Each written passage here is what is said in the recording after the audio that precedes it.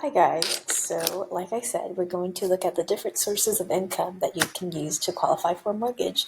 And I'm kind of going to show you how to be able to calculate all those different types of income. So here we go. Okay, so first things first is your pay stub.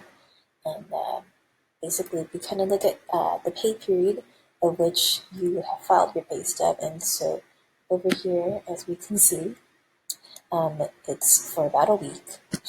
We look at if you're getting paid hourly or you get paid as a salary. Over here, it looks like you're getting paid hourly, $24 per hour, which is not bad for a janitor. Just kidding. We love our janitors. It just looks like $24 per hour full time, paid per week. So obviously, we want to calculate income that you get per month. So let's pull out our handy dandy calculator. Okay, so here's our calculator. In order to calculate it per month, we're going to take 24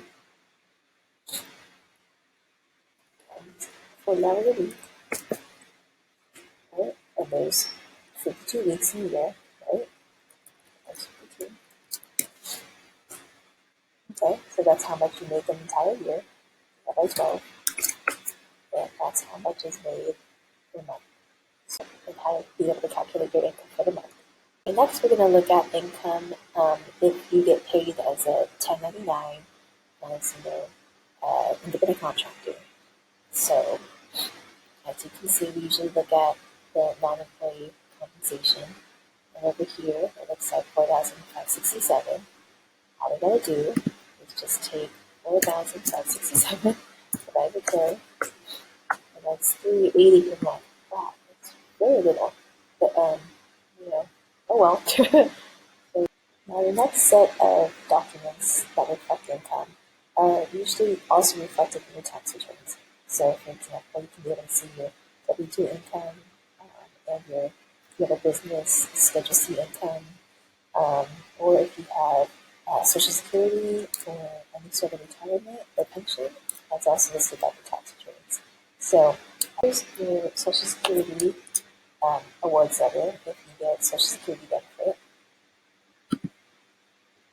I'm going to read that guy. Anyways, so it looks like this person gets monthly Social Security benefit of 1,028. So let's see how much that is per month.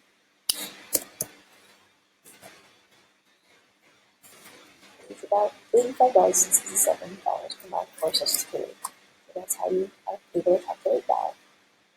Next is, next form of documents is the pension statement. So this is your 1099 Social Security benefit statement. I feel like it goes on this one, which is cute. Anyways, so as you can see from here, you have a net benefit of $14,673. How much is that per month? $14,673 is $1,222.75 per month you get for your pension. So congratulations. And like I mentioned before, briefly, a Schedule C. So Schedule C is if you have your own business and you're self-employed. So as you can see your expenses over here. We like to look at your net profit. We typically like to look at net profit and if you have any depreciation that we could add back. So in this example, you don't have any depreciation to add back. So we just look at your net profit that you made for the year. So let's see how much. So let's pull out our handy dandy calculator. Let's see how much you save you earn for your business. So you earn about $9,171.75 per month for your business. And typically, form of documentation that we would like to confirm that amount is a P&L or a profit and loss statement. These obviously do not match, but this is an example of what a P&L looks like. You see the date of which the P&L is through the gross profit, total expenses, and the net ordinary income. So that's typically what we would look at just to confirm that you are receiving that amount per year for your self-employed business. Okay, so next is an example of the software that I use to be able to determine the debt to income ratio. Like I said before, it is the DCI ratio. So in this example, I am using Social Security, income, and retirement and pension. And it's the numbers I used before, the $85.67 per month and the $1,222.75. So that illustrates how we input income in there. And then over here, it lists how much you'll be paying on your mortgage.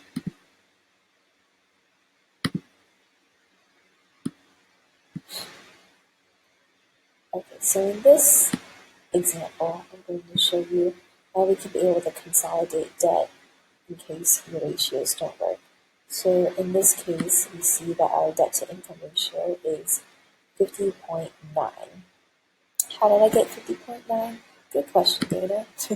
Well, let's pull out our handy calculator and figure that out. So we take your debt and $1915.42 your monthly mortgage payment. So $1915.42. And then we're going to take your base income.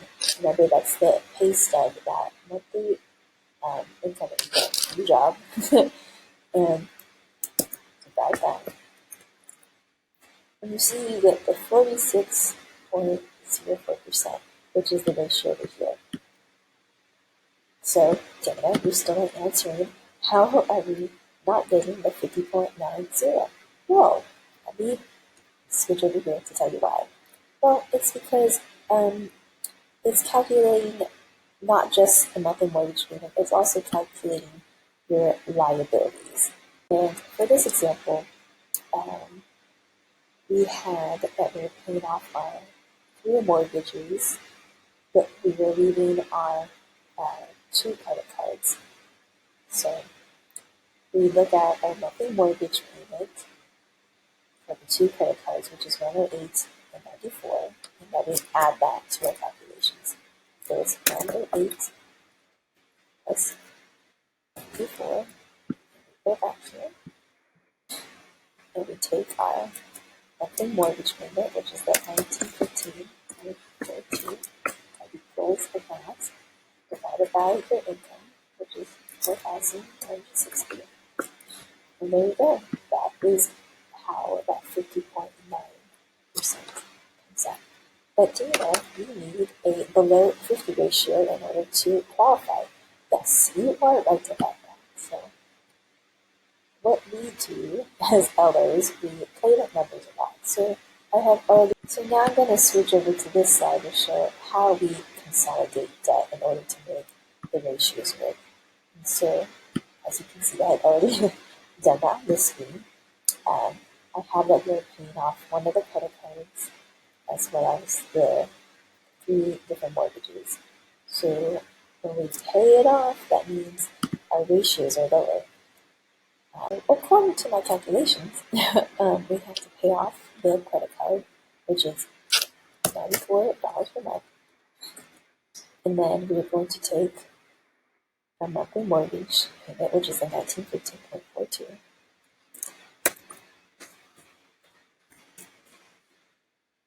divided by our income. That is 48.3. Oh, look at that.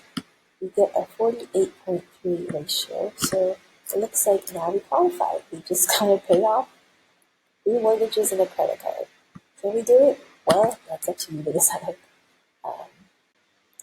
So that's a very short kind of tutorial of how we look at income and how we determine it based on the different kind of ways we get paid. So, my screen's much bigger now. Okay. So be sure to come back next week to check out the next episode.